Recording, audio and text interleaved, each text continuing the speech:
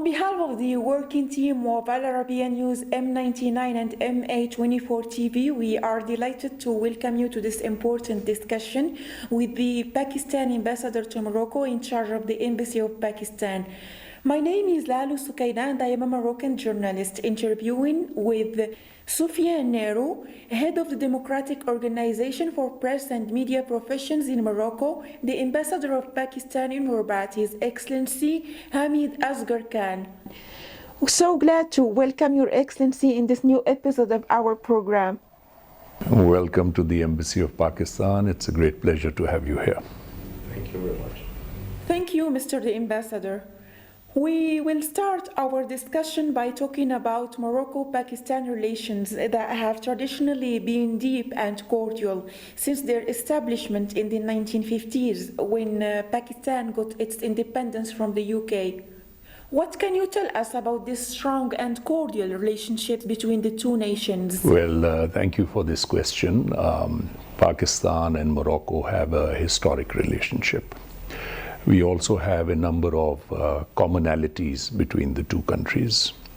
As you know, Pakistan was a part of India before independence in 1947, and the Indian subcontinent was a colony of Britain. Morocco itself has had a colonial experience with France and with Spain.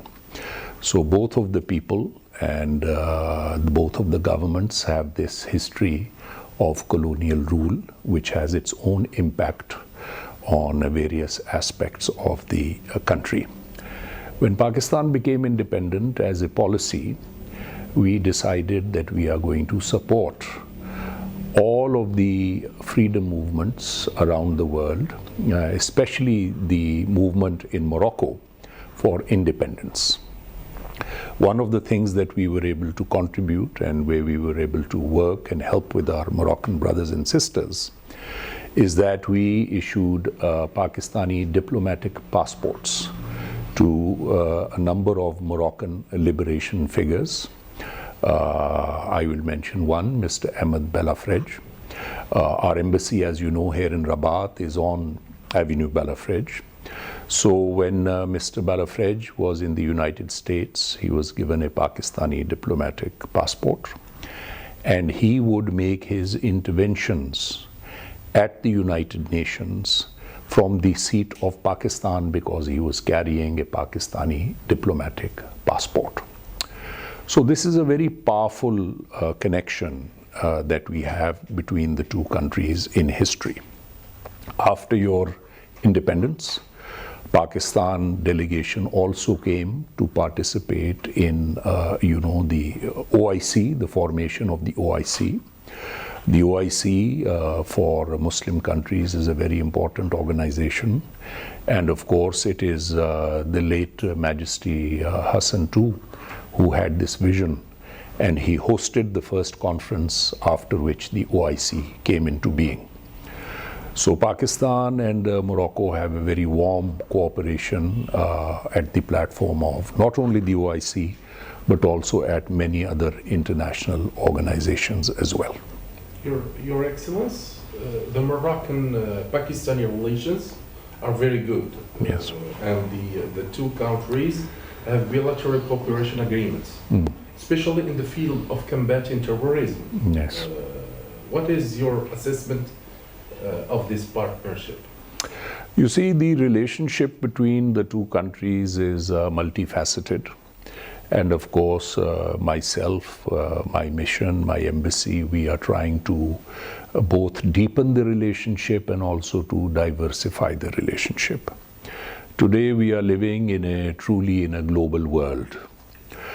There are challenges which transcend national boundaries.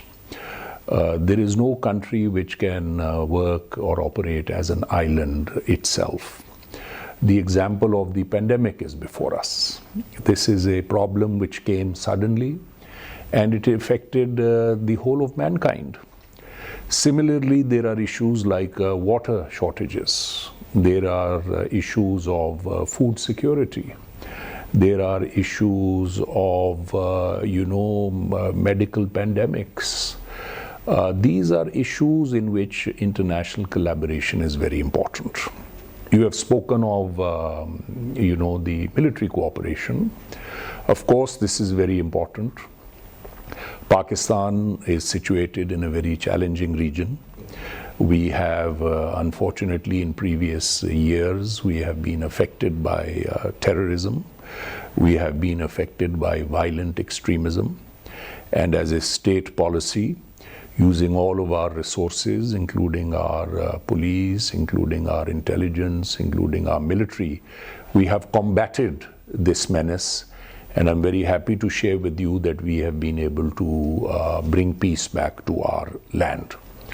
In Africa also, you know that the problem of violent extremism is very much there. Crime has also become a transnational enterprise, and there are many criminal, violent extremist groups which have connections with each other around the world. So, because Pakistan has gone through this active battle against terrorism, there is a lot of training and there is a lot of shared experience that we can give to our friends and our allies around the world. And you're absolutely correct that we have a very good mechanism of cross-trainings of our officers in our military and of sharing of experiences. You recently visited the Casablanca Settat Chamber of Commerce. Your Excellency, what can you tell us about the future conventions that you are planning to hold soon with Mr. Hassan Barkani, the head of the previously mentioned Chamber of Commerce? Yes, my visit to the Casablanca Chamber was very important. And of course, the president of your chamber is a very distinguished gentleman. He has a tenure for 5 years, so that provides a lot of time for continuity of policies. Casablanca is the counterpart of our city Karachi in Pakistan, which is our main port city and which is our main commercial city. See, today in the world, the number one concern for governments everywhere is the creation of jobs, and it is the economy. The pandemic affected economies all over the world. Over here in Morocco, as you know, that your tourism industry has been affected by the lockdown and by the stoppage of flights, etc., which was made necessary because of the spread of the pandemic.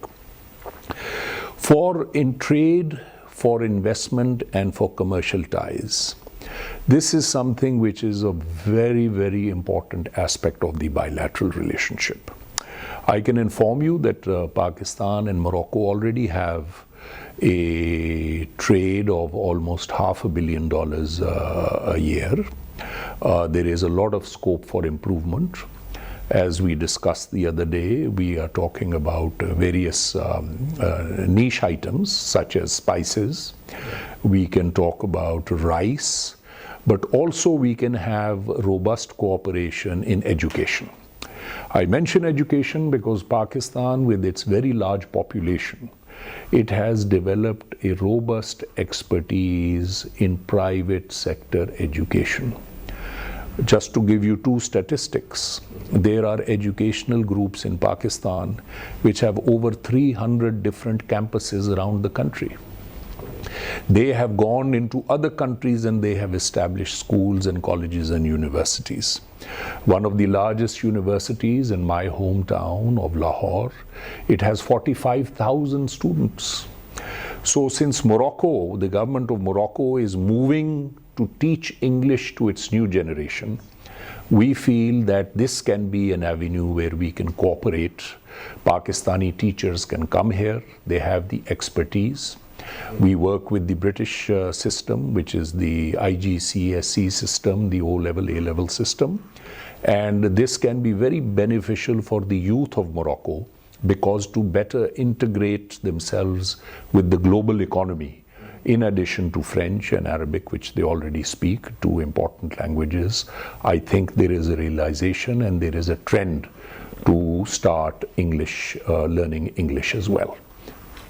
Your Excellency, during the visit to the Casablanca Settat Chamber of Commerce, you gave a considerable interest to the educational sector. What can you say about your future plans in the important sector? Well, education is perhaps one of the most critical areas for nation building and development in any country, whether it is Morocco, whether it is Pakistan. The real question today for all societies is the development of their human resource. Because you see, society consists of individuals. We have to really calibrate our systems and our education systems in a manner that our human resources are innovative, that our human resources are productive, and our human resources are competitive. These are the three key things. We have to develop a new generation which can innovate, which can produce, and which can compete. I will just give you the example of this company Tesla. You must study it. You know, it is a company which came out with the concept of electric cars, and now it is one of the most valuable companies in the world. They have created trillions, billions of dirhams of value through innovation. And how does the innovation come? It comes through skills, it comes through technology, it comes through education. So education, madam, is certainly, it is one of the most important things. And I believe in diversity of education. This is why if you look at many innovators, they have gone and studied in different countries. People go, you know, all over the world to study, from Australia to China to America, etc., etc., whether it is Paris, whether it is England. So education cooperation also creates ambassadors. Because if you have studied in a country as a teenager or in your 20s, naturally that experience becomes a permanent part of your life. Pakistan also has a policy of offering scholarships to diplomats, for instance, from Africa. So under our Engage Africa policy, we invite diplomats of two levels, from the entry level and the mid-career level, to come to Pakistan and to receive training at our diplomatic academy, because this creates a bond between these diplomats who are later on going to get promoted and they assume positions of responsibility, etc. So between Pakistan and Morocco, what we are trying to do is, we are trying to have professors from here go to Pakistan for one semester. We are trying to get Pakistani professors to come here for one semester, and we're trying to do the same thing for students. Exchange. Yeah, so we want to have exchange programs between the professors as well as the students, because this will create a people-to-people connection between our two brotherly countries.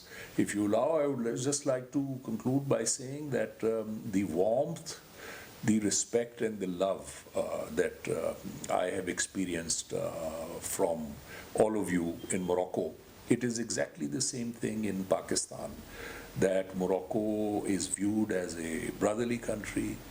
It is viewed as a country with which we have excellent ties.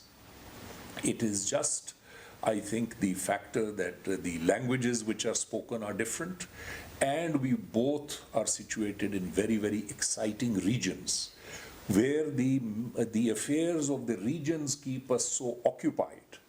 And there is so much to do, and we remain so engaged in our respective regions that over the last maybe 10, 15 years, we have not been able to engage with each other as much as we could have. But inshallah, I am sure that with my counterparts here in Morocco, we will be able to build more and more bridges and bring the two countries, the two governments, and the two people and the two economies together. Pakistan and Morocco have a long-standing friendship based on mutual goodwill, mutual respect, and shared perceptions on matters of common concern. We noticed that the Moroccan businessmen are interested in Pakistani products in some sectors and fields. So what can Your Excellency do about this point to strengthen relationships between Morocco and Pakistan? Well, my first hope is, and my prayer is, that the flights are going to resume and they are going to open as soon as possible. We hope that, there will be the opportunity for delegations to visit from Morocco to Pakistan, and also for delegations from Pakistan to visit Morocco. One of the most important mechanisms for promoting trade and investment and commerce between countries are trade fairs. Now, I can share with you that 2 years ago it was decided that Pakistan would be the pays d'honneur, the country of honor, at the Salon de Bois International de Meknes. But because of the pandemic, we have not been able to have the Salon de Bois at Meknes. Also, yes, so you see now that delegation can come from Pakistan, and this can generate some activity between the two economies. Similarly, there are delegations for marble, because Morocco is developing fast. There is a lot of consumption of marble. Pakistani marble producers and exporters are very keen to explore the Moroccan market. We have had meetings with the construction industry leaders here in Morocco, and so that is the other one. Of course, Pakistan also has great expertise in textiles and in sports goods and also in surgical goods. Now, there are already 3 small Pakistani companies which are providing surgical goods, for doctors, for hospitals over here. They're already here working in Morocco. But we have a very strong chamber of commerce in a city called Sialkot. I can tell you that the World Cup football and the European Cup footballs, they are made in Pakistan. So these footballs, the manufacturers, they want to come over here, and they want to have a dedicated sports goods exhibition. Similarly, we would like for the chambers of commerce like Casablanca, like Tangier, like other cities, we would like to invite them to Pakistan, so that they can not only bring Moroccan exports to Pakistan, but they can also come and see the variety of produce and the variety of products that we have in Pakistan that can be of interest to Morocco. Here I would like to say that we have a very clear vision of developing both South-South cooperation and also to engage with Africa.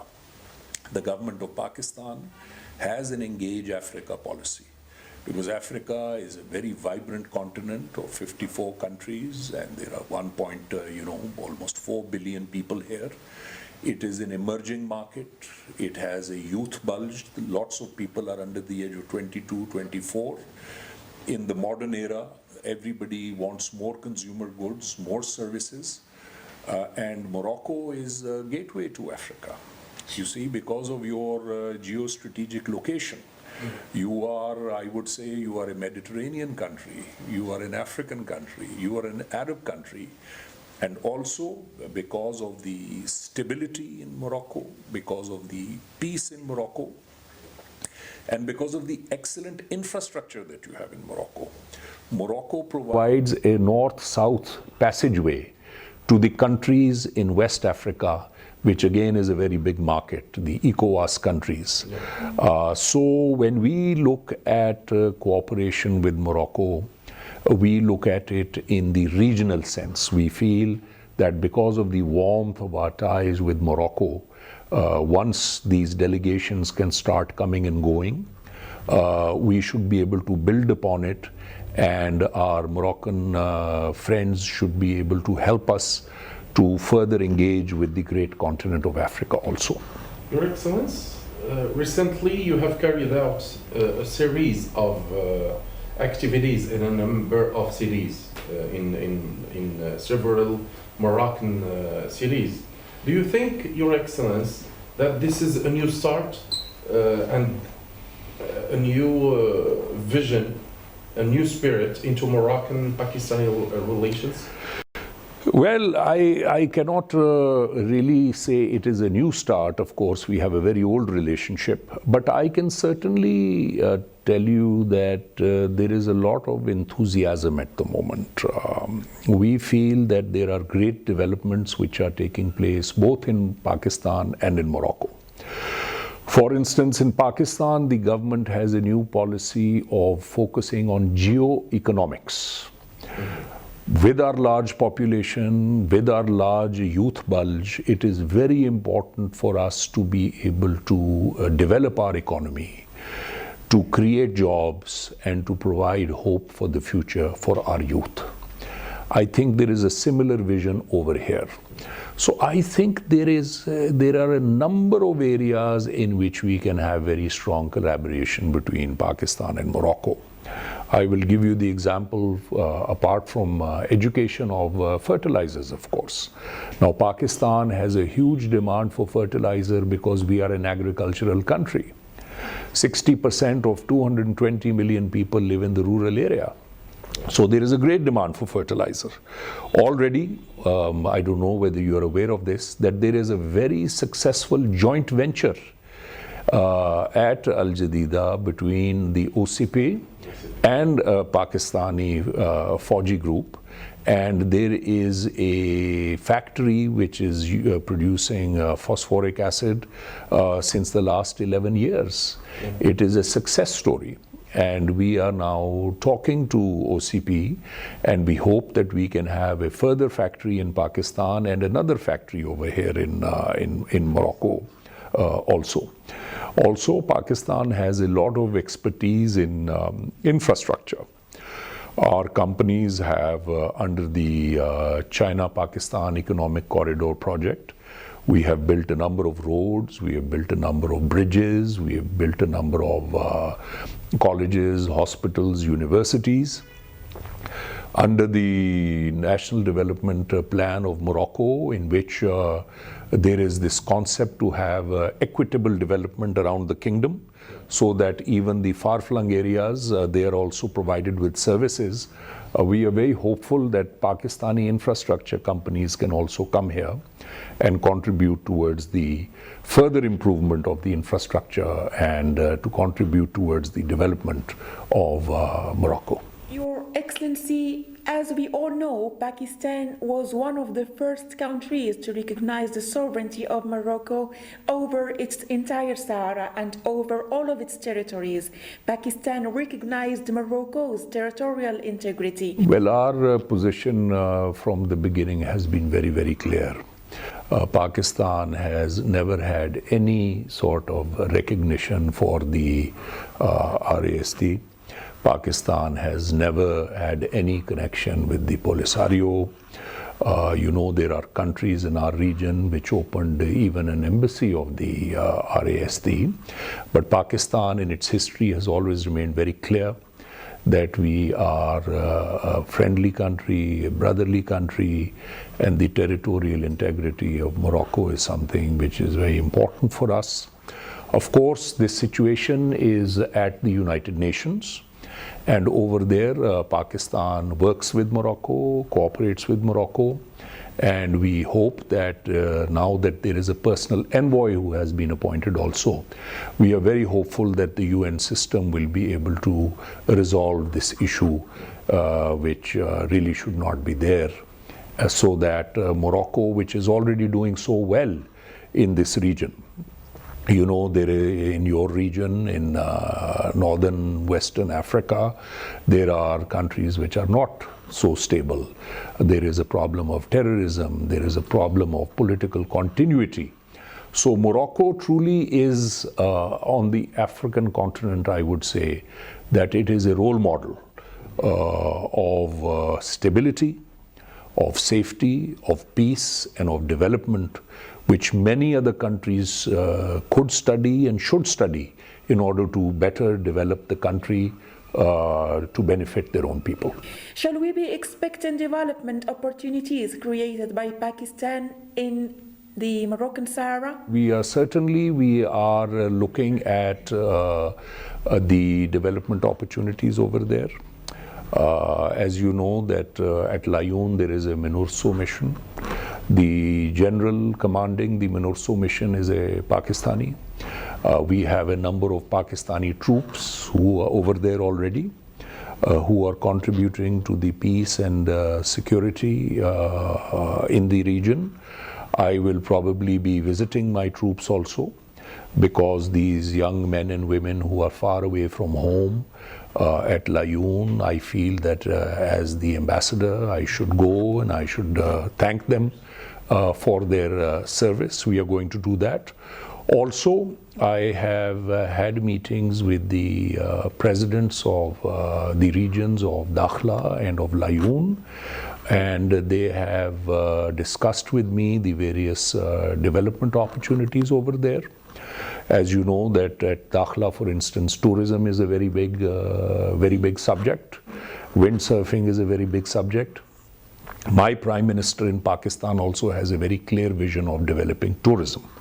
So in tourism, I feel that we can have very good cooperation between the two countries. Also in healthcare, also in education, also in roads, also in civic infrastructure, because the developments which are taking place in the south are very exciting.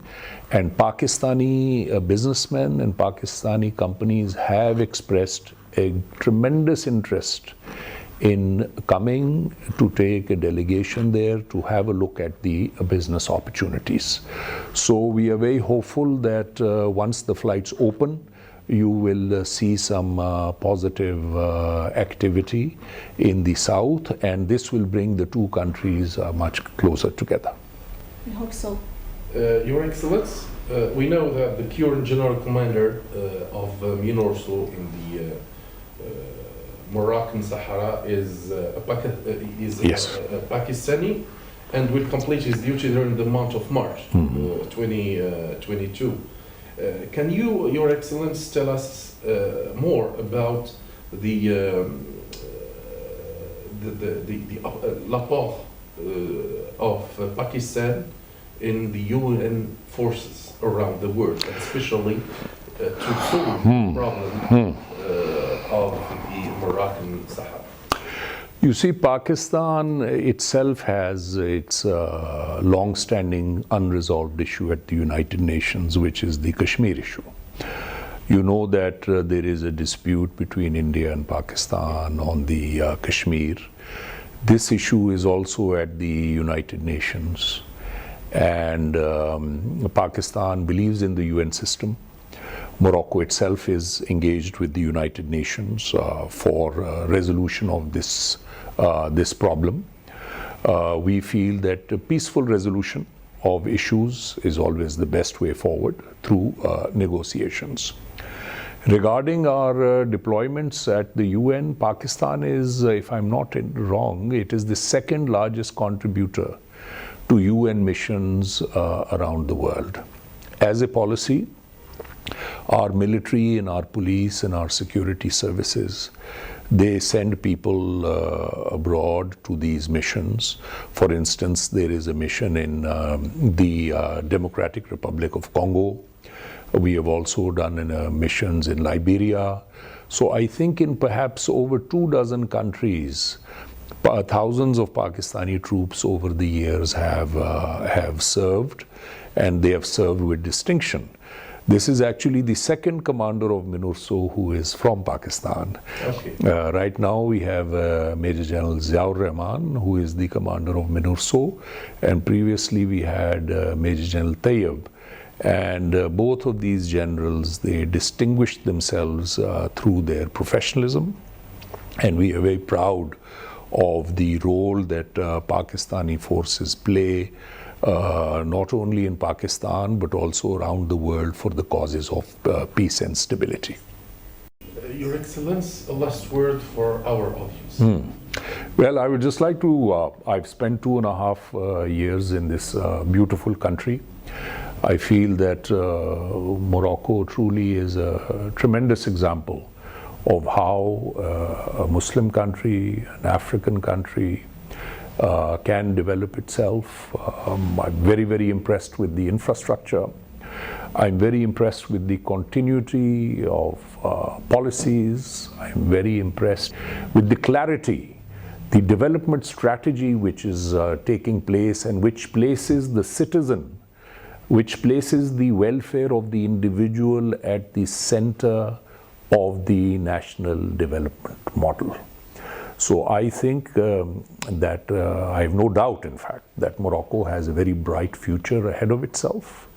And I'm very excited, looking forward to the opening of flights, because we have at least half a dozen delegations waiting to visit Morocco. And we have invited a number of senior figures from Morocco to undertake visits to Pakistan. It is an exciting time in the world, and because we are both Muslim developing countries with much to learn from each other, I feel immensely privileged to be here and to play a role of a bridge between these two old friends and these two wonderful countries. Thank you. We also have the pleasure to have you here as the ambassador of Pakistan in Morocco. After all you have said, we came to know as a conclusion that future is really optimistic future. Yes. In what concerns the relationships between Morocco and Pakistan. Absolutely. So thank you so much. Thank you very much. It's a great pleasure. We also are very much looking forward to discuss with you more and further. We will continue this relationship. We absolutely shall. Thank you. It's time to wrap up our episode for today, but we will be looking forward to interview you again soon, Mr. the Ambassador. Thank you, Mr. Hamid Asghar Khan, the Ambassador of Pakistan to Morocco. Your Excellency, on behalf of all of us, I once again thank you for your time, and we sincerely wish a lot of success to Morocco-Pakistan relations. Thank you.